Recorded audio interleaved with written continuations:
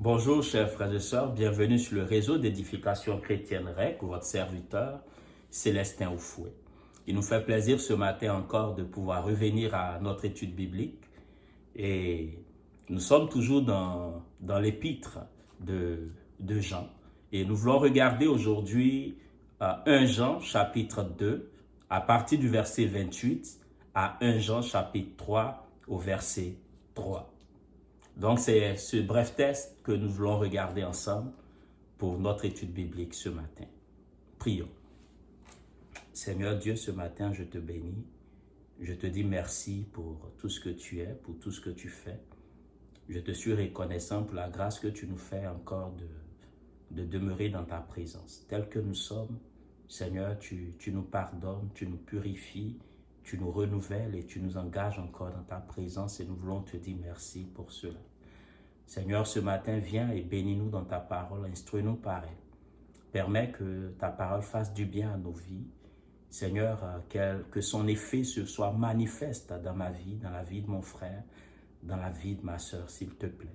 Seigneur, instruis-nous ce matin, agis en nous ce matin, cher Saint-Esprit, et bénis-nous dans ta grâce, mon Dieu, au nom puissant de Jésus. Amen. Je lis notre texte maintenant. 1 Jean chapitre 2 verset 28. Et maintenant, petits enfants, demeurez en lui, afin que, lorsqu'il paraîtra, nous ayons de l'assurance et qu'à son avènement, nous n'ayons pas la honte d'être éloignés de lui. Si vous savez qu'il est juste, reconnaissez que quiconque pratique la justice est né de lui. Voyez quel amour le Père nous a témoigné pour que nous soyons appelés enfants de Dieu. Et nous le sommes. Si le monde ne nous connaît pas, c'est qu'il ne l'a pas connu. Bien-aimés, nous sommes maintenant enfants de Dieu. Et ce que nous serons n'a pas encore été manifesté. Mais nous savons que lorsqu'il paraîtra, nous serons semblables à lui parce que nous le verrons tel qu'il est. Quiconque a cette espérance en lui se purifie comme lui-même est pur. Amen. Lorsque nous regardons notre verset 28, le verset 28 est une interpellation. Le verset 28 nous dit ceci, « Et maintenant, petits enfants, demeurez en lui, afin que lorsqu'il paraîtra, nous ayons de l'assurance, et qu'à son avènement, nous n'ayons pas la honte d'être éloignés de lui. » Donc, nous sommes interpellés à demeurer en lui. Or, demeurer en lui, c'est être attaché à lui. Demeurer en lui, c'est marcher selon sa parole. Demeurer en lui, c'est lui faire confiance. Demeurer en lui, c'est de faire en sorte que nous puissions suivre les enseignements qu'il nous donne. C'est demeurer en lui aussi, c'est être obéissant à sa parole. Demeurer en lui, c'est être connecté à lui. C'est l'entendre, c'est l'écouter, c'est le respecter, c'est l'honorer. Demeurer en lui, c'est marcher dans sa voie. Alors il dit, petits enfants, demeurez en lui. Mais pourquoi devons-nous demeurer en lui? Alors il nous dit, afin que, lorsqu'il paraîtra, nous ayons de l'assurance. Alors lorsqu'on demeure en lui, quand il va paraître, là on parle du retour du Seigneur. Quand le Seigneur va paraître, parce que c'est notre espérance en tant que chrétien, quand le Seigneur va paraître, nous ayons de l'assurance. Pourquoi nous aurons l'assurance? Nous aurons l'assurance parce que nous avons marché comme il a souhaité que nous marchions. Nous sommes restés attachés à lui. Alors, cela nous donnera d'avoir de l'assurance. Et le deuxième élément qui ressort suite à l'assurance, c'est « Et qu'à son avènement, nous n'ayons pas la honte d'être éloignés de lui. » Pourquoi nous aurons la honte d'être éloignés de lui? Nous aurons la honte d'être éloignés de lui parce que nous sommes, en se faisant appeler enfants de Dieu, nous nous sommes détournés de ses voies au lieu de marcher comme des enfants de Dieu. Pourquoi nous aurons la honte d'être éloignés de lui? Parce que en se faisant appeler enfant de Dieu, chrétien si vous souhaitez, en se faisant appeler enfant de Dieu, nous avions agi comme des enfants de ténèbres. Nous avons agi comme des enfants du diable au lieu d'agir comme des enfants de Dieu. Alors, pour ne pas être éloignés de lui, pour ne pas que nous ayons la honte, du moins d'être éloignés de lui, nous sommes exhortés à marcher comme des enfants de Dieu. Nous sommes exhortés à demeurer en lui, à être attachés à lui. Comme le sarment où les brins sont attachés au tronc, comme le sarment est attaché au cep, nous devons demeurer en lui. Alors l'avantage de demeurer en lui, c'est lorsque nous demeurons en lui, il nous nourrit donc par sa sève. Il nous nourrit, il nous renouvelle et nous donne d'être attachés à lui. Il nous donne de porter du fruit. Lorsqu'il paraîtra, nous ne voulons pas nous retrouver à un moment où il nous dira « Je ne t'ai jamais connu ». Quand bien même que tu aies manifesté des miracles, des dons spectaculaires, ne voulons pas qu'il nous dise « Arrière de moi, hors de moi, je ne t'ai jamais connu ». Nous ne voulons pas nous retrouver à dire « Mais nous avons prophétisé en ton nom, nous avons évangélisé en ton nom, nous avons fait des miracles en ton nom ». Il dit « Non, non. Reste attaché à moi. Reste attaché à moi. » Il dit, demeurons en lui. Afin que lorsqu'il paraîtra, nous ayons l'assurance non seulement de nous approcher de lui, mais nous n'aurons pas honte d'être éloignés de lui. Parce que nous voulons qu'il nous dise, bon et fidèle serviteur, entre dans la maison de ton Père. Alors mon frère, demeurons en lui. Verset 29, il dit, si vous savez qu'il est juste, reconnaissez que quiconque pratique la justice est né de lui. Alors, nous sommes encouragés à pratiquer la justice. Nous sommes encouragés à agir comme il agit. Nous sommes encouragés à marcher dans ses voies. Donc, à pratiquer la justice. Et il continue, l'apôtre continue, au verset 1 du chapitre 3 de 1 Jean, il dit « Voyez quel amour le Père nous a témoigné pour que nous soyons appelés enfants de Dieu. Et nous le sommes. Si le monde ne nous connaît pas, c'est qu'il ne l'a pas connu. Alors l'amour que le Père a manifesté pour nous afin que nous puissions être appelés enfants de Dieu est grand. Et nous l'avions déjà mentionné, Jésus-Christ est venu mourir à la croix pour nous. Dieu a tellement aimé le monde qu'il a donné son Fils, afin que quiconque croit en lui ne périsse point, mais qu'il ait la vie éternelle. Donc l'amour de Dieu manifesté à notre égard est grand. C'est un amour qui a coûté au Seigneur lui-même, qui a coûté à Dieu. Alors Dieu manifeste cet amour-là à notre endroit, afin que nous puissions être sauvés. De prime abord, tous sont péchés, ils sont privés de la gloire de Dieu. Mais Dieu permet que nous puissions être restaurés, nous puissions être rachetés. Il permet qu'on puisse changer de camp. Donc, il nous arrache des ténèbres pour nous ramener à son admirable lumière, afin que nous puissions être appelés enfants de Dieu. Donc, un enfant de Dieu, c'est celui qui va reconnaître que Jésus-Christ est venu mourir à la croix pour ses péchés. Alors, lorsqu'on reconnaît que Christ est venu mourir à la croix pour nos péchés et qu'on l'accepte comme notre Sauveur et notre Seigneur, nous devenons à l'instant même un enfant de Dieu. Parce que Dieu l'aura déclaré ainsi. Nous devenons enfants de Dieu. Alors, lorsque nous sommes enfants de Dieu, il y a, je dirais, une action qui se produit en nous, qui va faire en sorte que l'Esprit de Dieu habitant en nous, nous pousse à marcher selon la volonté de Dieu. Donc, à rechercher la justice, à rechercher la pureté, à rechercher à plaire à Dieu. Parce que nous devenons donc de nouvelles créatures. Et ces nouvelles créatures que nous sommes portent des fruits nouveaux. Voilà pourquoi l'on dit que l'on reconnaît l'arbre par son fruit. Alors, lorsque nous sommes enfants de Dieu, nous allons porter des fruits d'un enfant de Dieu. Lorsque nous sommes enfants de Dieu, nous allons porter des fruits d'un enfant de Dieu. Alors, pour porter les fruits d'un enfant de Dieu, il est important que nous puissions être attachés au Seigneur, afin de marcher dans ses voies, afin de connaître ses pensées, afin de connaître sa volonté et de marcher dans ses voies. C'est ce qui fait de nous un enfant de Dieu. Donc la première démarche pour être un enfant de Dieu, c'est d'accepter Christ comme son Sauveur et son Seigneur. Alors à partir de ce moment-là, nous recevons l'Esprit de Dieu et nous sommes enfants de Dieu. Et nous allons commencer à marcher dans les voies de Dieu. Nous allons désirer marcher dans les voies de Dieu. Nous allons désirer obéir à notre Seigneur.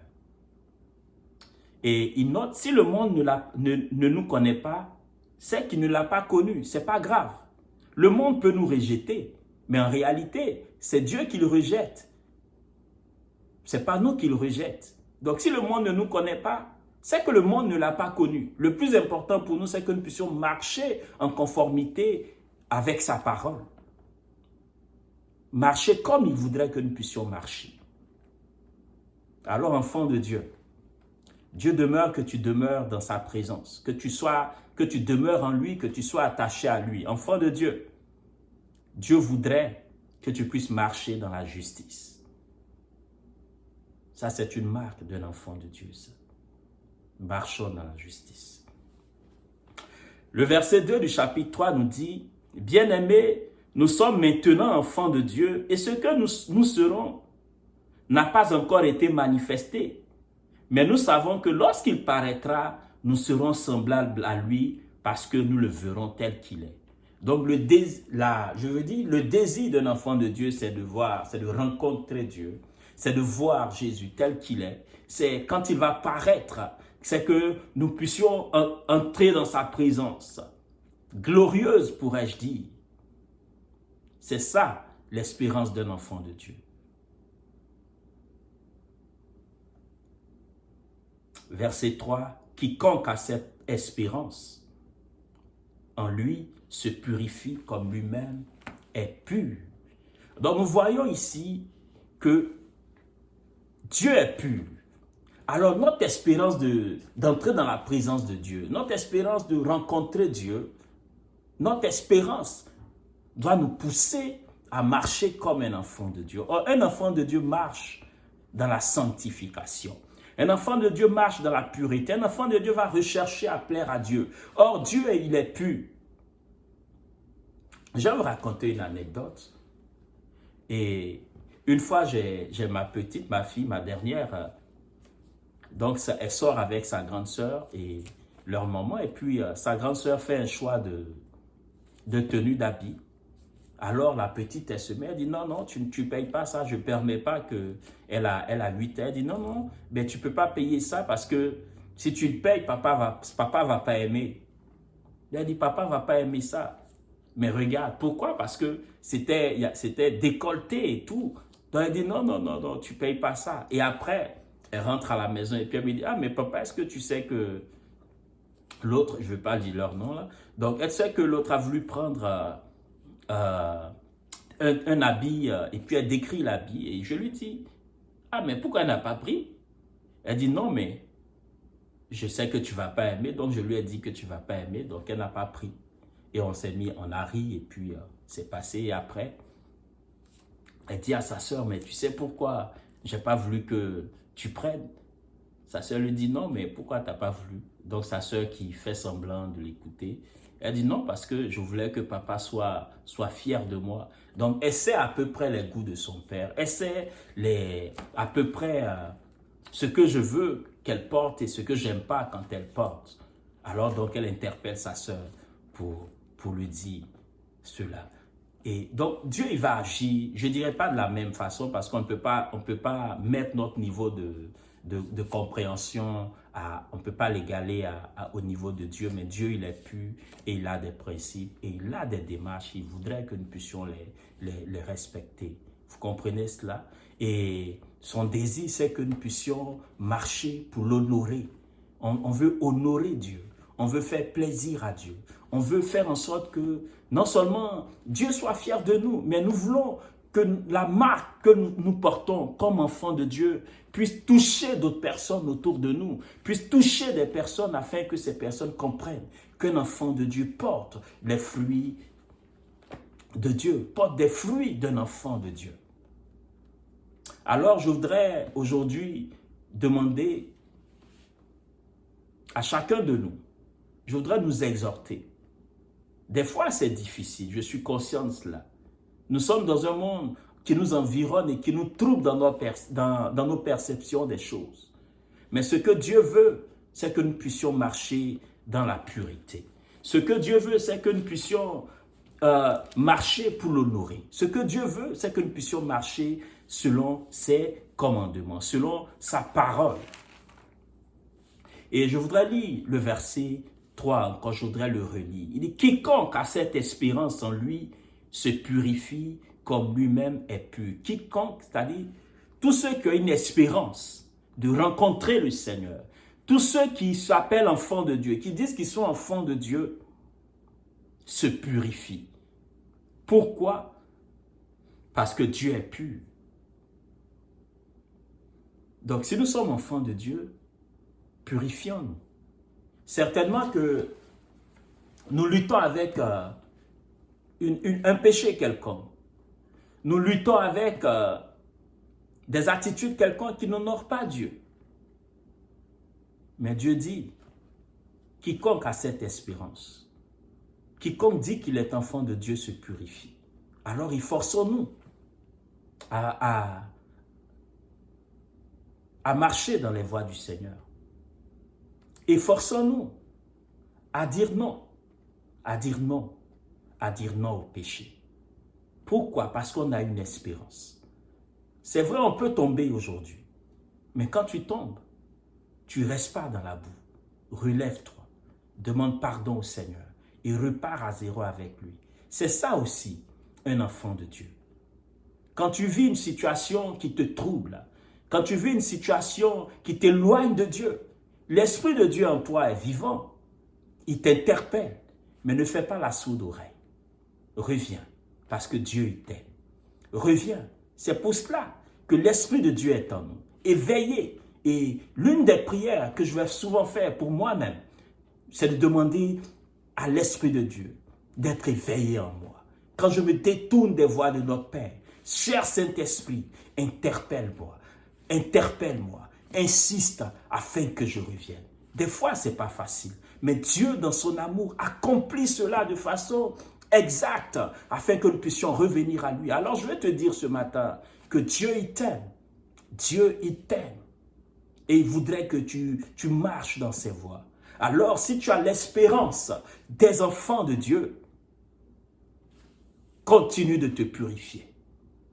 Si tu as l'espérance des enfants de Dieu, purifie-toi comme lui-même est pur, parce que Dieu, il est pur. Frères et sœurs, que Dieu nous bénisse et marchons dans la pureté. Prions ensemble. Je vais donner 3 points de prière aujourd'hui. Premier point de prière, dire au Seigneur de nous donner, de marcher, demander au Seigneur de nous donner la force d'être attaché à lui, de demeurer en lui. Deuxième point de prière, demander au Seigneur de nous donner, de marcher dans la pureté. Seigneur, donne-moi de marcher dans la pureté. Et troisième point de prière, demander au Seigneur, en face de la tentation, de nous donner les moyens d'en sortir. Et je vais ajouter un 4e point de prière, demander à Dieu de nous donner l'humilité de revenir à lui. L'humilité de revenir à lui. Prions ensemble. Seigneur Dieu, ce matin, nous te bénissons, nous te disons merci pour l'enseignement que tu me donnes ce matin, Seigneur. Père, merci encore. Merci de me rappeler, Seigneur Dieu, que si j'ai l'espérance d'un enfant de Dieu, c'est que je dois me purifier.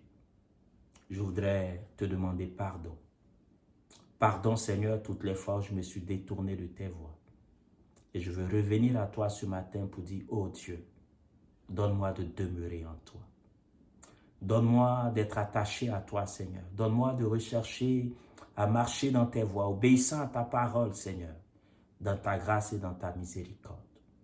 Deuxièmement, Seigneur, donne-moi de me purifier, de marcher, de rechercher la sanctification. Seigneur, chaque jour, Seigneur, à tous les niveaux de ma vie, donne-moi de marcher dans la justice, de rechercher la sanctification. Seigneur, de me purifier. Seigneur Dieu, viens à mon secours, viens au secours de mon frère, de ma soeur, et relève nos têtes dans ta grâce, au nom de Jésus. Là où nous avons de la difficulté à le faire, Seigneur, parce que attaché à un péché quelconque, Père, nous te supplions, coupe ce lien-là et viens à notre secours. Délivre-nous, Seigneur, au nom puissant de Jésus et aide-nous à marcher dans tes voies, Seigneur Dieu. Troisièmement, Éternel, je te prie afin qu'en face de la tentation, tu nous donnes toujours les moyens d'en sortir, quel que soit le type de tentation. Seigneur, tentation, Seigneur, sexuelle, tentation, Seigneur, financière, tentation mensongère. Seigneur, quel que soit le type de tentation dans nos vies, Père, donne-nous toujours les moyens d'en sortir, Éternel.